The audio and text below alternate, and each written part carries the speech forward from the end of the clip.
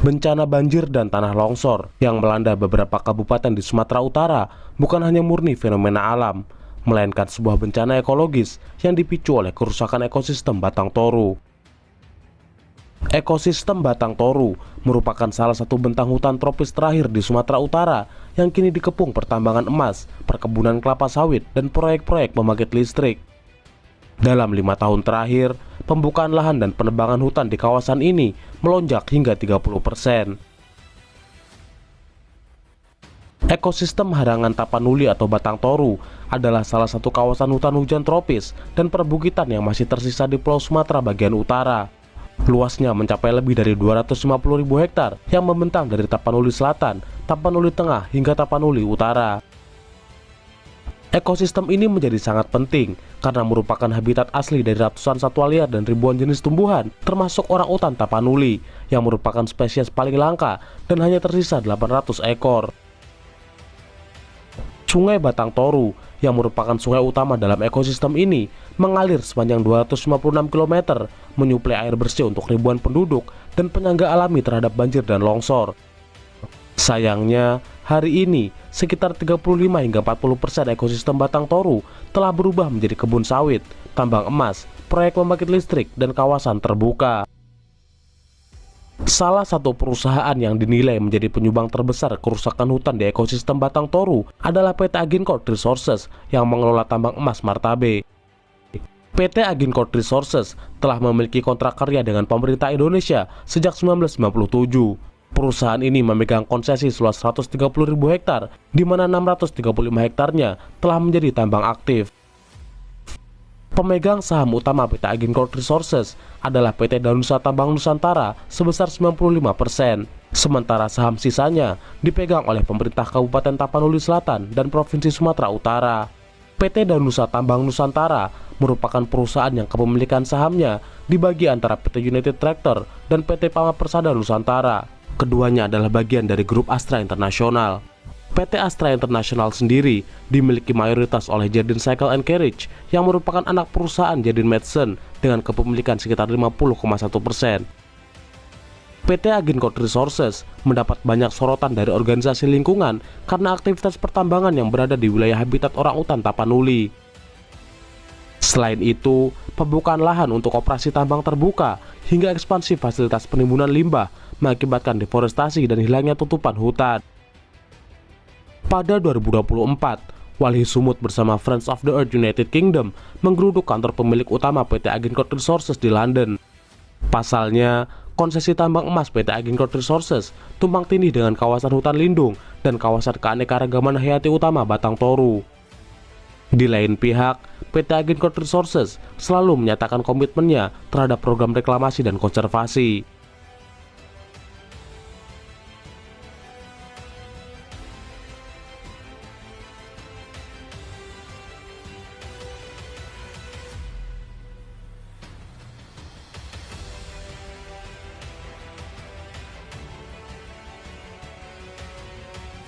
Ancaman kerusakan ekosistem Batang Toru bukan hanya datang dari industri ekstraktif tambang, melainkan dari proyek-proyek pembangkit listrik yang gencar dibangun di wilayah tersebut.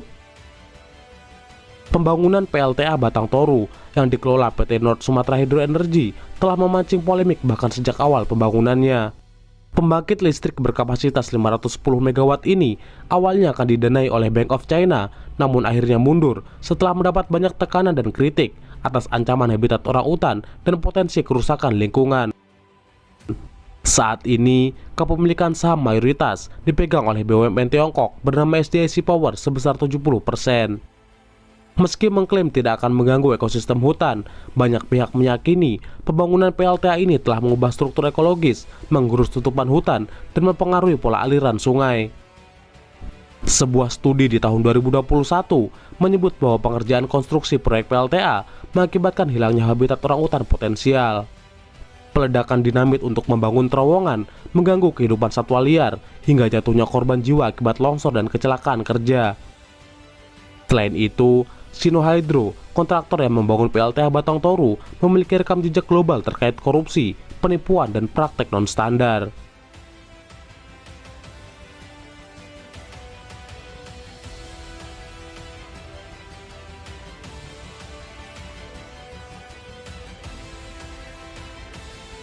PLTMH Pahijulu atau Batang Toru 3 dikelola oleh PT Berkah Alam Lestari Energi, anak usaha PT Tregra Asia Energi, bekerja sama dengan PT Barata Indonesia. Pembangkit listrik yang sudah beroperasi pada 2021 ini turut diduga sebagai bagian dari perusahaan yang merusak tutupan hutan Batang Toru. Selain itu, ada juga PLTA Pahijulu yang dikerjakan oleh PT Pembangkit Sumatera Mandiri. Proyek ini mendapat sorotan karena diduga belum mengantongi izin resmi dan melakukan praktek ilegal penambangan material yang digunakan dalam proses pembangunan. Selain permasalahan izin, media lokal melaporkan perusahaan ini diduga menyuap pejabat daerah sebesar 1 juta US dollar untuk memuluskan proses perizinan. Terakhir, ada PLTP Sarula, pembangkit listrik tenaga panas bumi yang dioperasikan oleh konsorsium yang terdiri dari 5 perusahaan dari Jepang, Indonesia, dan Amerika Serikat.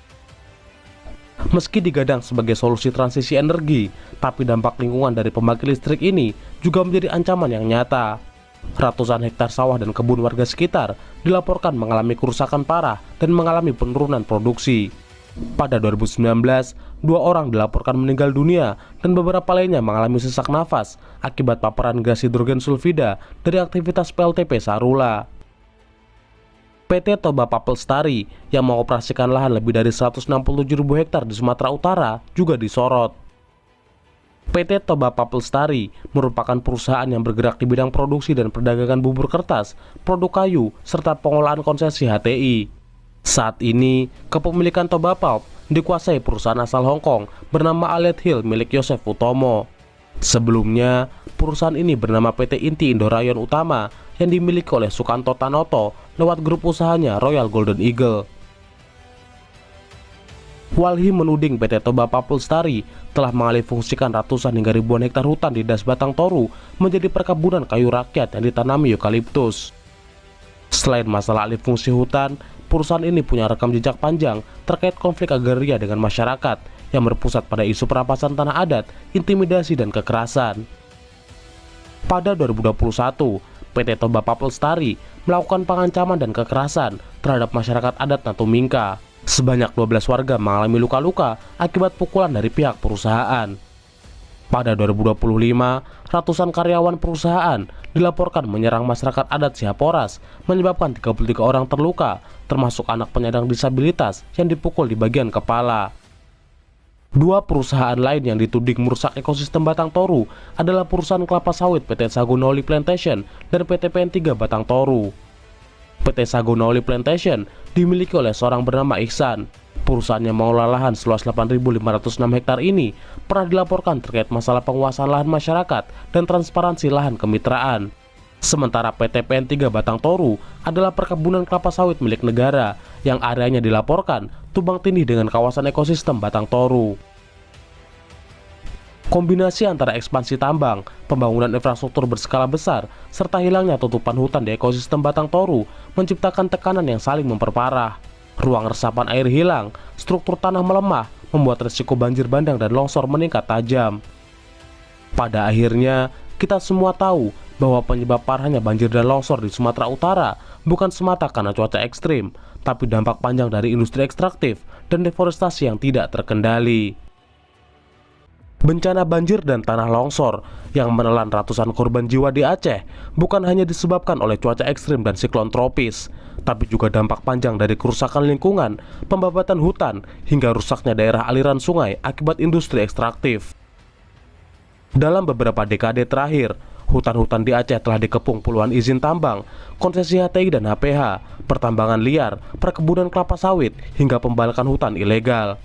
Laporan jaringan advokasi tambang menyebut ratusan ribu hektar lahan di Aceh dipegang oleh perusahaan-perusahaan yang tak hanya dimiliki oleh pebisnis atau pengusaha, tapi juga dipegang oleh elit politik, bahkan presiden. Provinsi Aceh menjadi salah satu wilayah dengan tutupan hutan terbesar di Pulau Sumatera, tetapi juga menghadapi ancaman deforestasi yang signifikan. Dari 3,5 juta hektar kawasan hutan di Aceh, kini tutupan hutan telah menurun menjadi 2,9 juta hektar. Aceh kehilangan tutupan hutan seluas 8-10 ribu hektar tiap tahunnya akibat alih fungsi hutan untuk perkebunan dan pertambangan. Laporan jaringan advokasi tambang menyebut lebih dari 132.000 hektar wilayah di Aceh dibebani oleh 30 izin tambang batu bara, emas, dan mineral logam. Selain itu, pertambangan emas ilegal juga mencapai 3.500 hektar dengan sekitar 2.300 hektarnya berada di kawasan ekosistem Loser. Sebagai wilayah yang punya cadangan batu bara besar, Aceh telah lama menjadi incaran korporasi tambang. Dua perusahaan besar yang terafiliasi dengan Ketua Umum Partai Nasdem telah lama beroperasi di sana. Surya Paloh melalui anak usaha PT Media Jaya Bersama bernama PT Mifa Bersaudara dan PT Bara Energi Lestari memiliki konsesi tambang batu bara seluas 4.629 hektar di Nagan Raya dan Aceh Barat. Perusahaan milik Surya Paloh ini kerap kali dilaporkan atas berbagai kasus dan kontroversi, seperti dugaan penyerobotan lahan warga, aktivitas pertambangan ilegal, penunggakan pajak miliaran rupiah, hingga pencemaran laut. Pada 2022, masyarakat di 5 desa di Nagan Raya mendemo PT Bara Energi Lestari karena dinilai tidak berkontribusi terhadap kesejahteraan masyarakat di sekitar lokasi tambang. Pada April 2025, pemerintah Kabupaten Nagan Raya menyebut aktivitas pertambangan PT Mifa Bersaudara dijalankan secara ilegal. Hal ini kemudian dibantah oleh pihak perusahaan yang mengklaim telah memiliki izin lengkap. Dalam rapat paripurna Parlemen Aceh pada September 2025, Pansus DPRA menyebut PT Mifa Bersaudara belum menyetorkan pajak senilai 45,3 miliar kepada pemerintah daerah. Sementara itu, dua warga mengklaim lahannya dialihfungsikan menjadi jalan tambang oleh PT Mifa Bersaudara tanpa ganti rugi yang layak. Perusahaan ini juga sering dikaitkan dengan isu pencemaran lingkungan di Aceh Barat, terutama terkait debu batu bara yang mengganggu kesehatan warga dan tumpahan batu bara di laut yang mencemari pesisir dan merugikan nelayan. Melalui PT Surya Jaya Capital, Surya Paloh dan anaknya, Prananda Paloh, tercatat memiliki saham di PT Media Mining Resources. Media Mining Resources diketahui memiliki 20% saham di PT Emas Mineral Murni yang memiliki konsesi pertambangan emas di Aceh seluas 10.000 hektar. Masalahnya, keberadaan perusahaan tambang ini mendapat penolakan dan kritik dari berbagai elemen masyarakat di Nagan Raya dan Aceh Tengah karena dikhawatirkan merusak lingkungan dan memicu bencana ekologis. Belum lagi, area konsesi perusahaan ini masuk ke dalam kawasan ekosistem Loser, wilayah konservasi alam yang telah ditetapkan UNESCO sebagai warisan dunia sejak 2004. Sejumlah gugatan yang dilayangkan oleh aktivis lingkungan dan masyarakat berujung pada pencabutan PT Emas Mineral Murni oleh Mahkamah Agung pada 2020. Selain perusahaan-perusahaan itu, data Dinas SDM Aceh per Juli 2025 menunjukkan area seluas 33.000 hektar di Aceh Barat dan Nagan Raya dipegang oleh 9 perusahaan tambang, yaitu PT Agra Budi Jasa Bersama, PT Mifa Bersaudara, PT Prima Bara Mahadana, PT Surya Makmur Indonesia, PT Indonesia Pacific Energy, dan PT Nirmala Coal Nusantara. Ada juga PT Bara Energi Lestari, PT Mega Multi Cemerlang, dan PT Energi Tambang Gemilang. Selain batu bara, ledakan izin pertambangan emas juga tak terbendung di Aceh.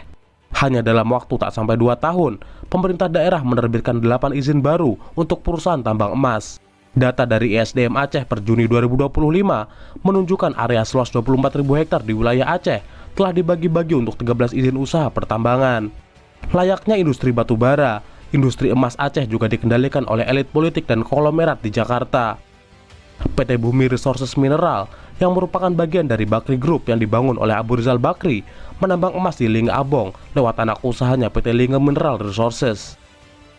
Proyek penambangan emas seluas 36.400 hektar ini menghadapi penolakan dari aktivis lingkungan dan masyarakat karena kekhawatiran akan dampak lingkungan. Pada 2022, izin usaha pertambangan perusahaan ini sempat dicabut, tapi dibatalkan oleh Menteri Investasi Bahlil Lahadalia setelah koordinasi dengan ESDM. Selain tambang emas legal, keberadaan tambang emas ilegal juga menjadi ancaman serius bagi lingkungan. Data Walhi Aceh pada 2024 mencatat sekitar 46% aktivitas tambang emas ilegal berada di kawasan hutan lindung dan daerah aliran sungai. Menurut catatan Walhi, Aceh memiliki 954 daerah aliran sungai atau DAS, yang mana 20-nya telah berstatus kritis. Hilangnya tutupan hutan di area DAS ini diakibatkan oleh aktivitas tambang hingga pembalakan liar. Hutan Aceh memang dikenal sebagai ladang bisnis kayu para cukong. Sepanjang 2019 hingga 2020 saja, Polda Aceh telah menangkap 95 orang tersangka pelaku pembalakan liar. Sebagian kayu dari hutan Aceh itu dikirim ke Sumatera Utara hingga mancanegara.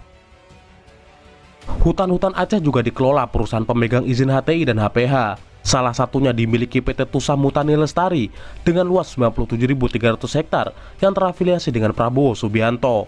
Perusahaan ini telah lama diprotes warga karena merampas ruang hidup mereka dan mengubah hutan adat menjadi kebun industri pinus. Prabowo Subianto memang memiliki gurita bisnis di sektor perkebunan, perhutanan hingga pengolahan kertas. Prabowo tercatat sebagai pemilik PT Tusam Mutani Lestari yang beroperasi di Aceh dengan area seluas 97.300 hektar. PT Kiani Hutani Lestari yang menguasai lahan seluas 53.000 hektar di Kabupaten Kutai Timur, dan PT Tanjung Redep Hutani dan PT Belantara Pusaka dengan total luas lahan keseluruhan mencapai 155.600 hektar yang berlokasi di Kabupaten Berau, Kalimantan Timur. Luas lahan yang dikuasai oleh perusahaan Prabowo yang mendekati 500.000 hektar ini dikonfirmasi sendiri oleh Prabowo pasca debat Capres ketiga pada 7 Januari 2024. Yang nyinggung-nyinggung, punya tanah berapa, punya tanah ini.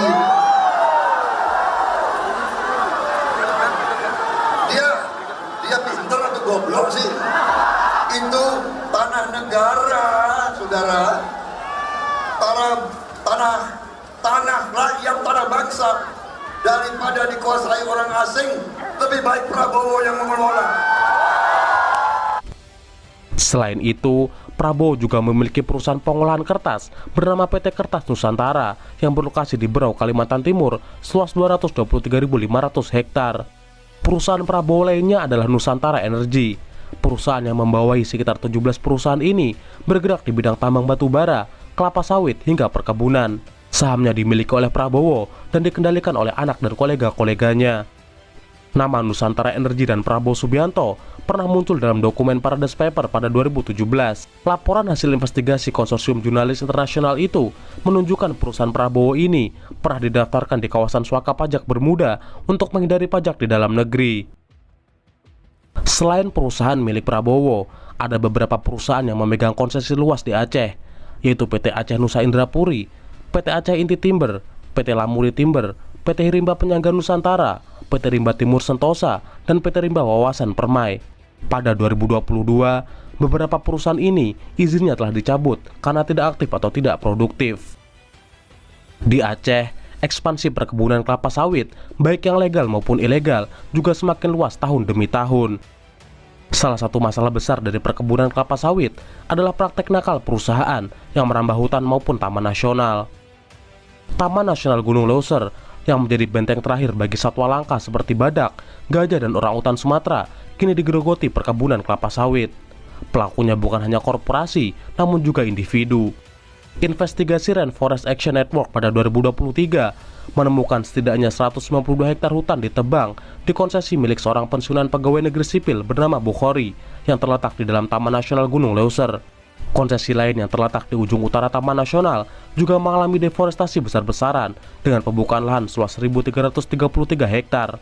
Konsesi tersebut dipegang oleh perusahaan kelapa sawit bernama PT Sawit Panen Terus. Menariknya, beberapa perusahaan sawit yang beroperasi di dalam kawasan Taman Nasional menjual produk mereka ke perusahaan besar yang terafiliasi dengan Royal Golden Eagle Group, Musimas, Golden Agri Resources, dan Wilmar yang merupakan pemasok utama bagi perusahaan multinasional seperti Nissin Food, Nestle, hingga Unilever. Perambahan hutan secara masif untuk pembukaan perkebunan kelapa sawit dan perdagangan kayu ilegal juga terjadi di Suaka Marga Satwa Rawasingkil yang mengakibatkan hilangnya tutupan hutan seluas 2.181 hektar dalam kurun waktu 2020-2024. Kerusakan dua ekosistem ini selain mengancam keberadaan satwa langka juga akan memperparah dampak perubahan iklim dan meningkatkan risiko bencana seperti banjir dan tanah longsor.